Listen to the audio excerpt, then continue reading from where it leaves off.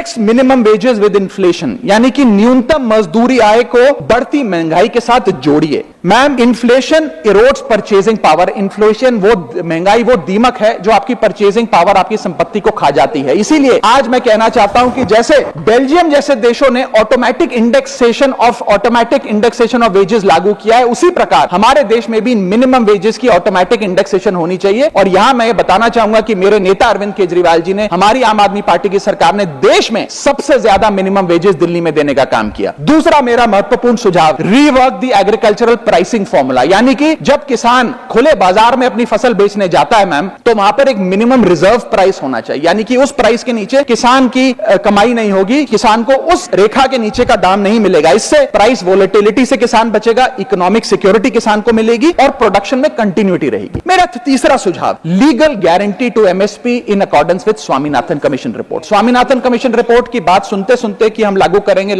मेरे भी बाल पक गए हैं, लेकिन आज तक लागू नहीं हुआ। मैं अनुरोध करूंगा सरकार से कि उस लीगल गारंटी को देश के किसान को सौंपे। चौथा और बहुत महत्वपूर्ण, हाथ जोड़कर विनती करना चाहूंगा, restore indexation on long term capital gain. Ma'am, पूरे दुनिया में इन्वेस्टर्स को इन्वेस्टमेंट्स करने के लिए, प्रमोट करने के लिए इंसेंटिवाइज किया जाता है। इस देश में इंडेक्सेशन हटाकर हम इन्वेस्टर क्लास को डिसइंसेंटिवाइज कर रहे हैं इन्वेस्ट करने के। इंडेक्सेशन हटाना टैक्स लगाना नहीं है, इन्वेस्टर्स को पीनलाइज करने जैसा है। मैडम, मैं बताना चाहता हूं, inflation ravages the value of money. पैसे को खा जाता है इन्फ्लेशन, इसीलिए हम कॉस्ट ऑफ एक्विजिशन को इंडेक्स कर कैपिटल गेन टैक्स की कैलकुलेशन करते हैं। और जो लोग खुश हैं आज कि कैपिटल गेन टैक्स को 20% से घटाकर 12.5 कर दिया है, उनके लिए मैं एक उदाहरण लाया हूं। इस उदाहरण के माध्यम से हम समझ जाएंगे कि कैसे इंडेक्सेशन हटाना इस देश के इन्वेस्टर को एक बहुत बड़ी उसकी जेब पे डाका डालने जैसा है। मैडम, फर्ज करिए कि 2001 में आपने 1 करोड़ रुपए का एक मकान खरीदा। वो मकान की दर 6% के हिसाब से बढ़ती गई उसकी वैल्यू, और आज वो मकान जो 1 करोड़ का आपने 2001 में खरीदा था, वो आज 4 करोड़ 17 लाख रुपए का हो गया। अब 2 सिनेरियो हैं, एक इंडेक्सेशन का सिनेरियो जिसमें आप बेचें उस पर टैक्स लगे, और एक नया सिनेरियो जिसमें आप उसे बेचेंगे तो नई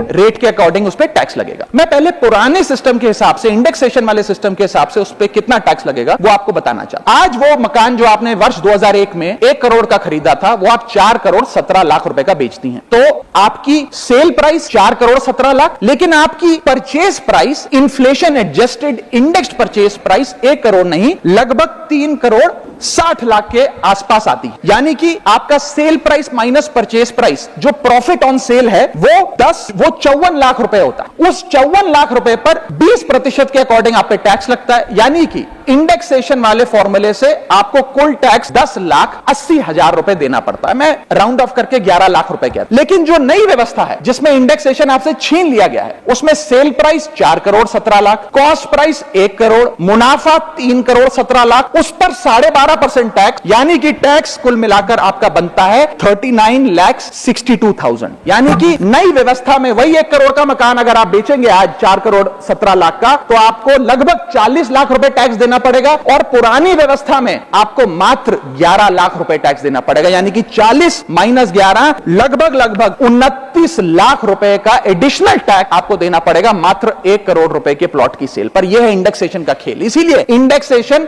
लॉन्ग टर्म कैपिटल इन्वेस्टमेंट्स के लिए अति आवश्यक है। मैं सरकार से अनुरोध करूंगा कि उसे ना हटाएं, और आज मैं इस सदन में भविष्यवाणी करता हूं, अगर आपने इंडेक्सेशन वापस लागू नहीं किया तो 3 चीजें होने जा रही हैं इस देश में। पहला, रियल एस्टेट में इन्वेस्टमेंट गिरने वाली है और लोग अपना ड्रीम होम कभी नहीं खरीद पाएंगे। दूसरा, अंडर वैल्यूएशन होगी प्रॉपर्टी डील्स की, सब लोग सर्कल रेट पे प्रॉपर्टी खरीदेंगे बेचेंगे, कोई असल कीमत नहीं बताएगा। और थर्ड थिंग जो इस देश में होने जा रही है, रियल एस्टेट सेक्टर में भारी तादाद में ब्लैक मनी आने जा रहा है अगर आपने ये इंडेक्सेशन का फैसला वापस नहीं लिया। मेरा 5वां सुझाव सरकार को, फाइनेंशियल सेविंग्स को इंसेंटिवाइज करिए। डेट में, इक्विटी में, म्यूचुअल फंड्स में, बैंक डिपॉजिट्स में, फाइनेंशियल इन्वेस्टमेंट्स, और खास करके जो 24 से 36 महीने से अधिक लोग अपनी इन्वेस्टमेंट रखते हैं, उन्हें इंसेंटिवाइज करिए, टैक्स मत करिए, पीनलाइज मत करिए। और मैं कहूंगा आने वाले समय में आपको लॉन्ग टर्म कैपिटल गेन पे टैक्स अबॉलिश करने के लिए भी सोचना चाहिए, ना कि उसे सिर्फ कम करना चाहिए। छठा मेरा सुझाव, review, revise and simplify GST. GST जिसे गहरा संकट टैक्स या गब्बर सिंह टैक्स के नाम से आज देशवासी जानते हैं, रोटी हो, कपड़ा हो, मकान हो, हर चीज पे जीएसटी लगा लगाकर हमने इस देश के इन्फ्लेशन पर भी जीएसटी लगा दिया, सारी चीजें महंगी हो गई। मेरा सुझाव है सरकार से कि इस जीएसटी के पूरे फ्रेमवर्क को कॉम्प्रिहेंसिवली स्टडी कर रिवाइज करिए। एक्सपोर्ट ओरिएंटेड सेक्टर्स में जीएसटी कम करिए ताकि हम ग्लोबली कंपेटिटिव बन सकें। एसएमई सेक्टर जो नौकरियां देता है, छोटे उद्योग हैं, उसमें जीएसटी कम करिए और एसेंशियल कमोडिटीज दूध, दही, चावल, रोटी, चावल, आटा, उस पर कम से कम जीएसटी विड्रॉ करिए। मेरा सातवां मेरा सुझाव, give more to states. India is a union of states. States की जेब में थोड़ा पैसा डालिए। कोलिशन पॉलिटिक्स के कंपल्शन हम समझते हैं कि आपको बिहार को, आंध्र प्रदेश को ज्यादा पैसा देना था, लेकिन उन राज्यों ने जिन्होंने आपको भरपूर वोट दिया, गुजरात ने, दिल्ली ने, मध्य प्रदेश ने, उड़ीसा ने, झारखंड ने, छत्तीसगढ़ ने, जिन लोगों ने अपने राज्यों की लगभग सारी सीटें आपकी झोली में डाल दी, उनसे क्या गलती हुई? उन राज्यों को आपने दिया एक एक झुंझुना और बाकी 2 राज्यों को पे सब कुछ लौटा दिया। तो ये डिस्क्रिमिनेटरी फेडरलिज्म नहीं होना चाहिए, कोऑपरेटिव फेडरलिज्म होना चाहिए। ये गुहार में लगाना चाहूंगा। और इस सरकार को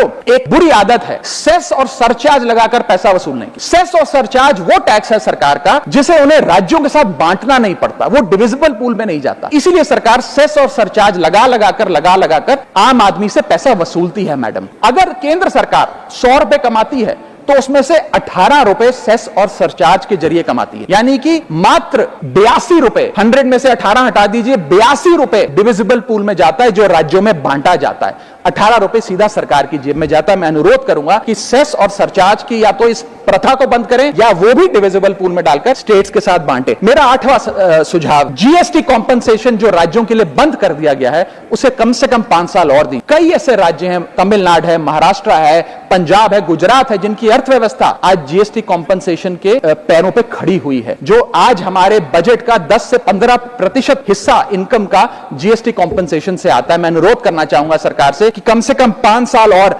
जीएसटी कॉम्पनसेशन देकर इन राज्य सरकारों की मदद की जाए। और अंत में बस मैं यही अपनी बात बोलकर खत्म करूंगा मैडम कि इस बजट ने टैक्स बढ़ा बढ़ाकर इस देश के आम आदमी के खून चूसने का काम किया। मैं अनुरोध करूंगा कि डायरेक्ट टैक्स हो या इनडायरेक्ट टैक्स हो, इस पूरी व्यवस्था पे एक बार फिर से गौर फरमाया जाए। जो मैंने शुरुआत में कहा था उसे दोहराऊंगा, हम 10 रुपए अगर कमाते हैं तो उस पे 3 साढ़े 3 रुपए इनकम टैक्स लगता है, उस पे 2 से 2.5 रुपए जीएसटी खा जाता है, 1.5 रुपए का कैपिटल गेन टैक्स लगता है, आधे पैसे का सरचार्ज और सेस लगता है, यानी कि 10 रुपए में से 6 से 7 रुपए सरकार की जेब में चले जाते हैं। यानी कि अगर आप साल में 10 रुपए कमा रहे हैं तो 7 से 8 महीने की जो आपकी कमाई है वो सरकार ले जाती है, मात्र 3-4 महीने की कमाई आपकी जेब में आती है और उस पर भी अन्य प्रकार के टैक्स लगते हैं। और उसके बदले में हमें कोई सुविधाएं नहीं मिलती है, ना ट्रांसपोर्ट, ना हेल्थ केयर, ना कोई इंफ्रास्ट्रक्चर, कोई ऐसे जैसे और बड़े बड़े विकसित देशों में, United states of America, United kingdom, European countries में जो हाई टैक्स रिजीम्स मानी जाती हैं, उनमें नागरिकों को सुविधा दी जाती है,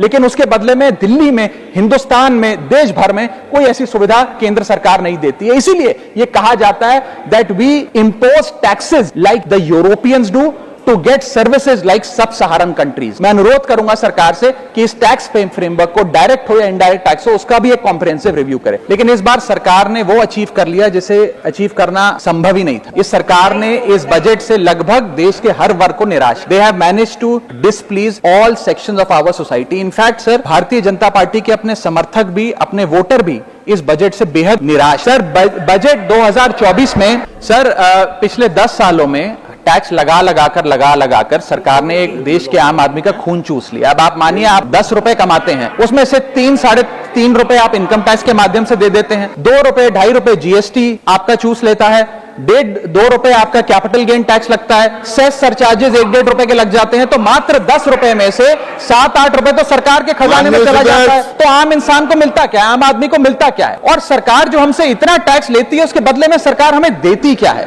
कौन सी ऐसी अंतर्राष्ट्रीय सेवाएं, world class health care, education, transport सुविधाएं सरकार बदले में देशवासियों को देती है? मैं ये भी पूछना चाहता हूं। इसीलिए आज मुझे ये कहने में बिल्कुल भी गुरेज नहीं है that sir we in India today pay taxes like England to get services like Somalia। Sir मैं अपने इस भाषण को सर 2 भाग में बांटूंगा।